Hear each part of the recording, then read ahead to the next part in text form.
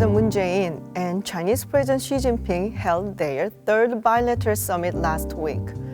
During the talk in Beijing, the two leaders agreed on 4 principles: no war on the Korean Peninsula, nuclear-free Korean Peninsula, peaceful resolution of North Korean nuclear issues through dialogue and negotiation, and improvement of inter-Korean relations. South Korea and China are directly involved in the North Korean nuclear crisis due to their geographic proximity to the north. And the 4 principles offer a broad solution to the concerns on the peninsula. The relations between South Korea and China remained frosty this year, and the tensions on the Korean peninsula are higher than ever before. Will this agreement on 4 principles of peace and stability lead to positive changes in the relationship? And how significant will this agreement be? That's the topic of this week's Peninsula 24.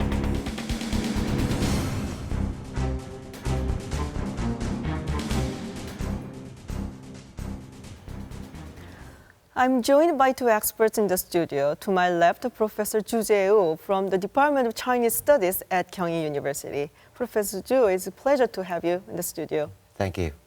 And as always, to my right, Dr. Chang-su, Research Fellow Emeritus at the Korea Institute for Defense Analysis. Dr. Kim, it's always good to have you. Thank you, and thank you for having me on again. All right, so the President Moon Jae-in and President Xi Jinping had the third bilateral summit, right? And it is slightly after a month. The last time it was APEC in Da Nang, so in November. So what do you think about the result? What I think of the results, I think at best I can just give a little tap on his shoulder, on his back. I think that'd be all. The way he was treated, the reception was horrible in Beijing, and while Xi Jinping invited him, he wasn't in the city, and nobody would talk to him, engage him, and he was left alone for a day, and it was just the way he was treated was unacceptable. And apart from that, but also if you look at the so-called agreements between the 2 leaders, especially regarding the Korean Peninsula affairs, as well as South Korean economic interests, such as China's sanctions on South Korea in the aftermath of deploying THAAD. I don't think there was new agreements or anything that is new in terms of initiatives or anything like that. So I don't know if I can extend a positive evaluation or assessment on the outcomes of the meeting. But what about the economic part? Economic part, they agreed to continue to discuss and engage in discussion following the summit. But I don't know how that's going to shape up. What do you think, Dr. Kim? I want to take a look on different side because of these kind of episode and some kind of maltreatment we have not been received. This is a kind of general consensus by the local media here. But if you look at the broader picture, I think both countries, the leaders, will talk about and how they're going to amend the relations that have been soured over the THAAD issue for the last 1 year and a half. 저는 양국이 공동 번영의 길을 함께 걸어가면서 한반도와 동북아, 나아가 세계의 평화와 번영을 위해 함께 협력해 나가야 할 인명적 동반자라고 믿습니다. 我重视同韩国的关系，愿同总统先生加强战略沟通和协调，深化双方的利益融合。 One thing that really struck me was about the past, the same suffering and the same fighting against the Japanese colonial regime. And because if you look at the president's visit to Chongqing, which was a provisional government of Korea from 1940 to 1945, this really shows that China and the Republic of Korea share the same history, that is anti-Japanese movements. I think this is very important as a sign of China's position that they are really concerned about the U.S.-Japan relationship, the alliance that have been strengthened and deepened over the years, and also North Korean issues. So this, if you look at the past, they touched upon the past of our two countries that was kind of common fight against the colonialism. And also, if you look at the current one, is just the THAAD issue. And also, I think so many, the four principles that you just introduced. I think this is not a new one, as Dr. Choo mentioned, because this has been reiterated by so many times, particularly by the President Moon's visit to Berlin in July, and also his statement, his speech at the National Assembly in November. So these are all the very same principles, like peaceful Korea, peaceful resolution, denuclearization of the Korean. That is, I think these general agreements on the 4 points, or as we call it, 5 principles, I think that have been pretty much agreed upon between the two leaders. I think this is a good one. And if you look at the future, immediate future rather, that is, we're going to have a Pyeongchang, 2018, Winter Olympics. So we'd like to invite Mr. Xi, and if possible, and if not, maybe we'd better see Chinese leadership send his very high senior official to attend the meeting, because we're going to have another Winter Olympics in Beijing 4 years later. So this is a very good opportunity that our two countries are pretty much united in hosting the Winter Olympics. So I think that if you look at they were really treating the past issues and the present issues, also the immediate issues. So this is my general assessment of the summit this time. Well, I think there's some kind of consensus, even though the Blue House refused to accept that. I mean, it was not close to our expectation. I don't know, maybe we have seen how the President Trump was treated in Beijing, and then we probably have really high expectation. But in some way, I think it's unfair for President Moon, because he's not the guy who, deployed a pad or made a decision to do so.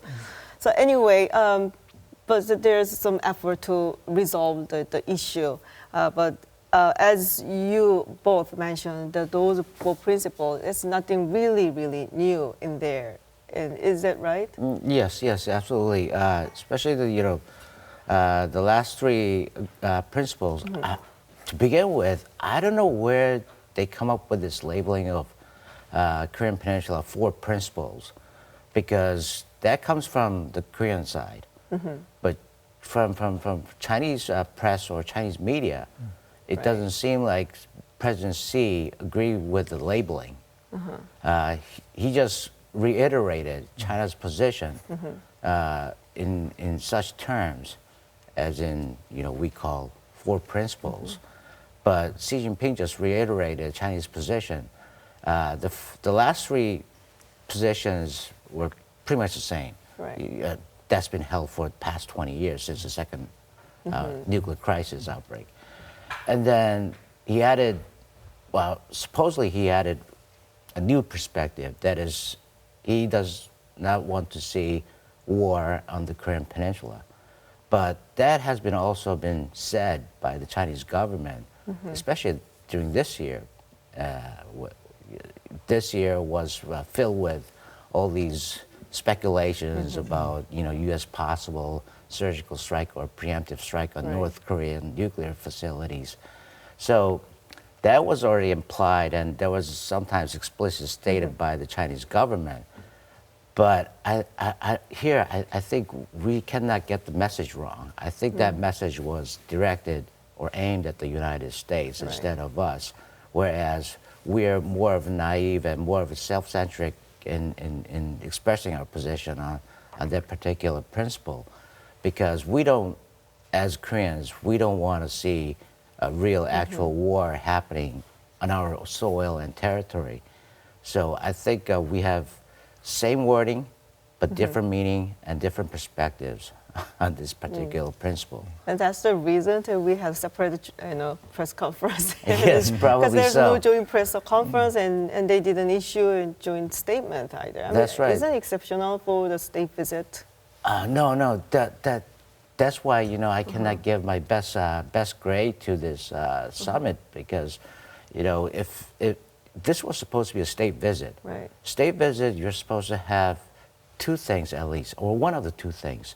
One is joint communique, or joint press conference. But this time, I don't think I can call it a state visit, really. I basically agree with what Yeah. Professor Choo just said. The first one of the four principles, I don't know whether it's a labeling by the South Korean government or Yes. by the China. I believe you are right.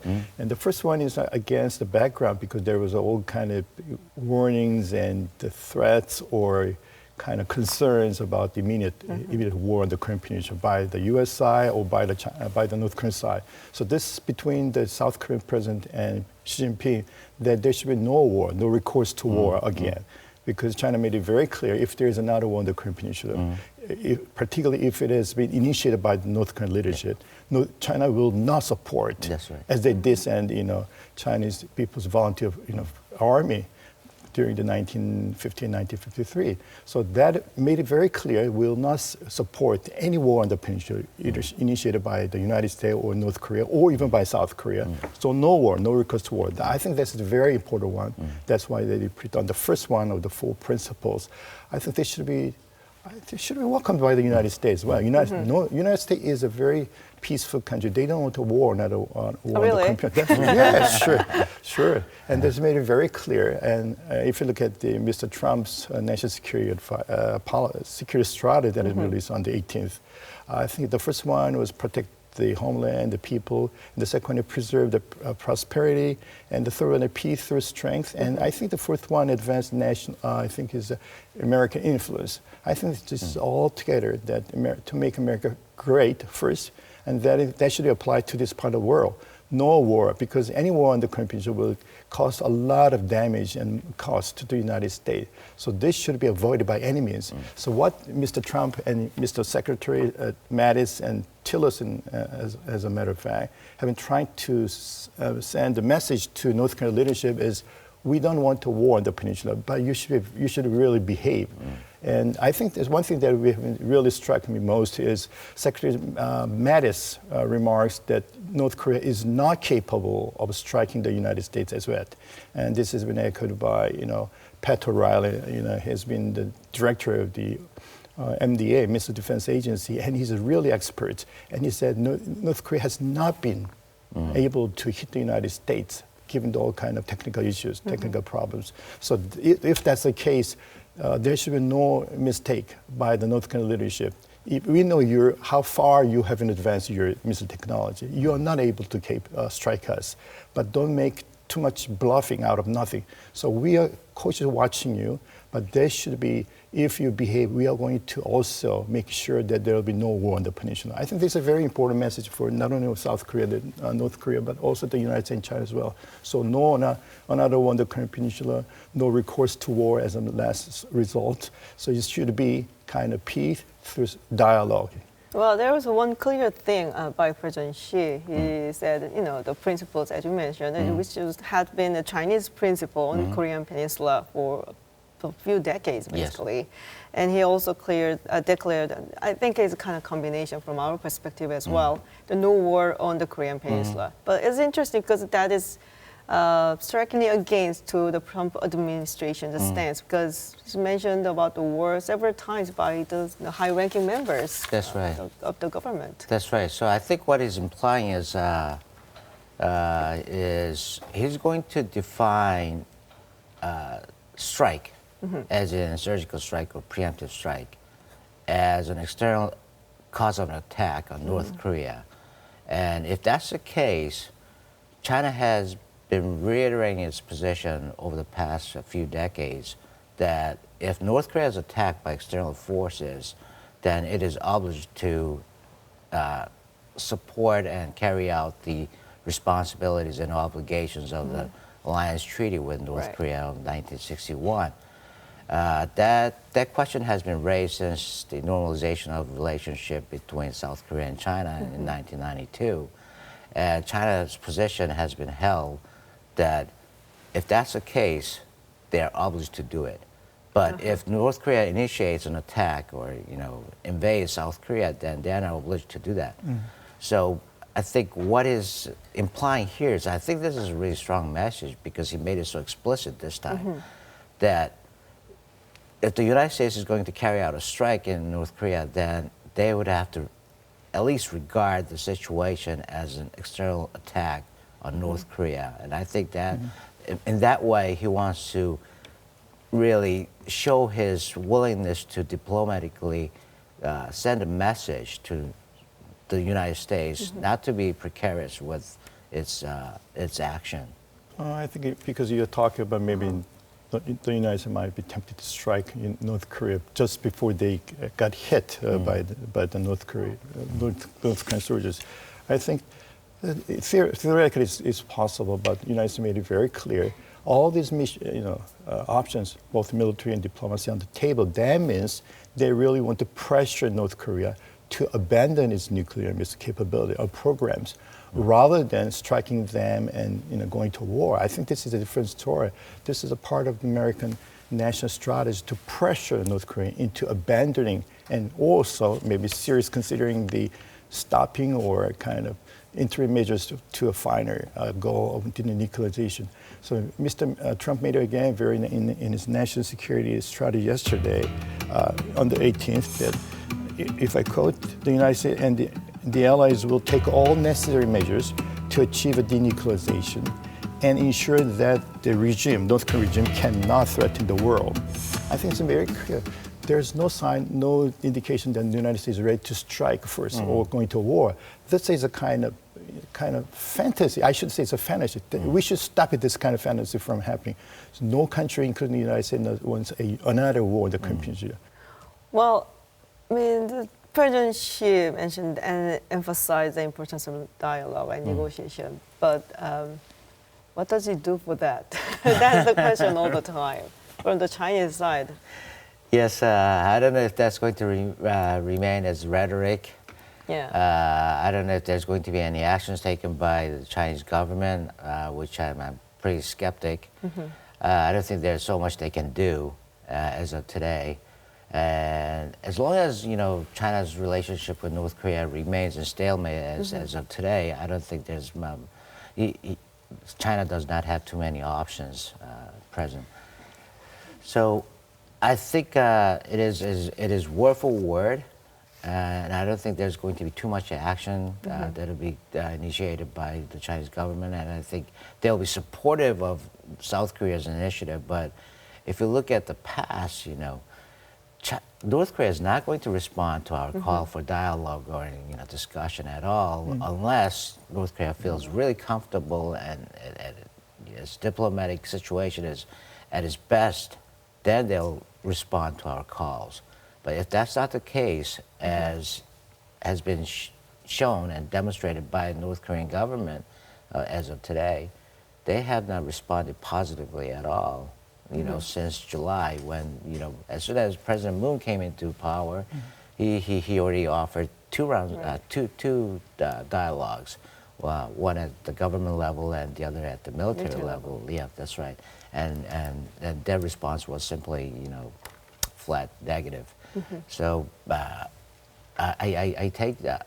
My takeaway is North Korea's got to feel comfortable with its relationship with the surrounding powers, then they'll respond to our call for dialogue. Yes. And as long as its relationship remains sour with all the surrounding countries, I don't think that's going to happen, and there's not so much China can do. I see. Well, having said that, the talk and the dialogue, Secretary of State Rex Tillerson of the United States. I think it was this meeting, one of the think tanks in Washington, D.C. Yes, and that's he right. said U.S. is ready for the talk with North Korea without any conditions. We've said from the diplomatic side, we're ready to talk anytime North Korea would like to talk. And we're ready to have the first meeting without preconditions. That's right, that's right. And then he said back. If North Korea is willing. You understand that part? Yes, if North Korea is willing. But we all know that North Korea wants to talk. Right? Yes, that's right. They always want to talk to the United States since the 80s and the 70s. That's for sure. Yeah. But, that took everybody surprised, and we got caught off guard, for sure. And the White House just announced this statement that, the President Trump, his position hasn't changed at all. That's right. I mean, if you felt that way, I wouldn't doubt the White House, But I don't know where he came from with that notion of no conditions for dialogue with North Korea. I don't know where he came from with that. Probably that's his personal belief, or I don't think that's the official stance of the State Department either. I don't have an access to what's the background, what is the kind of situation he was speaking at the time, but when made it clear that there was some mistaken remarks, and he corrected the position again. I mean, totally with my presence. A sustained cessation of North Korea's threatening behavior must occur before talks can begin. North Korea must earn its way back to the table. I see. Okay, well, meanwhile, North Korea made a rare appearance at the UN Security Council ministerial meeting, and they said, they are the responsible nuclear power. And Rex Tillerson again asked for Russia and China for another pressure on North Korea. And Russia said flat no, and China doesn't really seem to be following that. So what can we expect? Yes, I think China and Russia, I think we got to be careful here. I think they go back and forth. They alternate their position, and I think they alternate their responsibility in supporting or buttressing North Korean regime with their economic support, and they both parties know that if both comply very resolutely with the United Nations resolutions, they know the consequences. That's for sure. It's self-evident, and I don't think they're ready to do that. So I think the way North Korea, the way China and Russia have been, dealing with the North Korean issue over the years. If you look at especially past 3 years, with all these, 2 or 3 nuclear tests by North Korean, I think that's what somewhat implicitly, agreed between the two countries that they would take turns, in supporting North Korea. That's my best possible reading from their action. I think in China and the Russian Federation really want a kind of peaceful environment because another war, another clash, or another worst case scenario on the Korean Peninsula might mean a tremendous burden on these two countries. So they made it very clear, and this is quite, as a matter of principle, there should be no war again on the Korean Peninsula because they have been involved already during the Korean War, and they also suffered a lot of casualties and damage during the period, the Russians and the Chinese as well. So there should be no war, another war, which might, entail tremendous, casualty again on these two nations. So it's quite natural for these two countries to make this, because they believe there got to be another means of resolving these issues, which is through dialogue. So why don't you try dialogue first before we are hitting the last result? So I think this is quite a matter of principle for the Chinese and the Russian leadership to kind of oppose seemingly Washington's very strong position against against North Korean leadership. So I think that, as a matter of fact, it's quite natural for these countries, in line with their own past history and also their future. So they are, again, as Mr. Trump said, they are strategic competitors. They are not friends. Rival powers. Rival powers, right. Powers. Over the Korean Peninsula as well. So it's quite natural for us to assume that they will stick to their own national interests, which are really in conflict with each other, particularly U.S. and China. I think it's quite natural. So this will be a very difficult task for the South Korean diplomacy, how we are going to behave very wisely to eventual goal of unification of the two Koreas. I see. Well, my final quick question, will President Xi come to Pyeongchang? If not, who do you think he will send? We hope he might come, but if he cannot make it for various domestic reasons and other reasons, I think the best candidate for his replacement will be the mayor of Beijing. He should come. He should come. Sure. Maybe some other I don't know who's coming to. But we hope that because, China and the United States are the two big powers in the Winter Olympics, and both, Summer and Winter Olympics, they should come and they really boast their own capability and the best athletes they have. So we should hope, we should keep our fingers crossed that Mr. Xi Jinping might think otherwise, and why this is important for the Chinese leaders to join this meeting, because they're going to host another Winter Olympics 4 years from now. So we'll work on that kind of invitation. Well, it was a quick question. So, do you think he's going to come? If you ask me, I'm a pessimist. You're a pessimist. Then who is going to be the replacement? Probably mayor of Beijing at best. Because if you look at the timing of the event, it would have been early February, Right. February 9th or February 5th or something, somewhere around there. And if you look at the domestic political schedule of China, they're in the middle of preparing for the two major conferences, National People's Congress and Consultative Congress. Oh, okay. Yes, that's right. That is coming So it's up. That is busy bu- with the domestic issue. Exactly. I see. They'll be preoccupied. Okay.